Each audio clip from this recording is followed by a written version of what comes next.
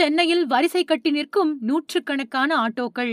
சென்னையில எல்பிஜி எரிபொருள் தட்டுப்பாடு காரணமா எரிபொருள் நிரப்பக்கூடிய நிலையங்கள்ல ஆட்டோக்கள் கேஸ் நிரப்ப 2 கிலோமீட்டருக்கு அணிவகுத்து நீண்ட வரிசையில காத்திருக்கக்கூடிய நிலை ஏற்பட்டிருக்கு.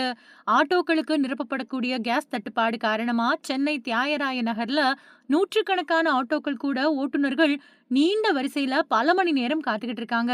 ஆட்டோக்களுக்கு நிரப்பக்கூடிய கேஸ் தட்டுப்பாடு காரணமா ஆட்டோ ஓட்டுநர்கள் பெரும் அவதிக்கு உள்ளாயிருக்காங்க.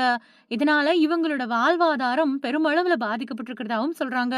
நூற்றுக்கணக்கான வாகனங்கள் பல மணி நேரம் நின்னு அவங்களோட ஆட்டோக்களுக்கு கேஸ் நிரப்புறதாவும், இந்த பிரச்சனைய 1 மாத காலமா இருக்கிறதாவும், இருந்தாலும் போன 2 வாரமா இந்த தட்டுப்பாடு ரொம்ப அதிக அளவுல நிலவுறதாவும் ஆட்டோ ஓட்டுநர்கள் தெரிவிக்கிறாங்க. குறிப்பா காலை நேரங்கள்ல தான் அதிக சவாரி கிடைக்கும் அப்படின்னும், ஆனா அந்த சமயத்துல தான் அதாவது காலையில தான் பங்குகள்ல கேஸ் கிடைக்குது அப்படின்னும், மதியத்துக்கு மேல கிடைக்கிறதில்ல அப்படின்னும், இதனால அவங்களுக்கு கிடைக்கக்கூடிய வருமானம் பெருமளவுல பாதிக்கப்படுறதாவும் சொல்றாங்க. சென்னையில சுமார் 40,000 ஆட்டோக்கள் எல்பிஜி எரிவாயு பயன்படுத்தி இயக்கப்படுது.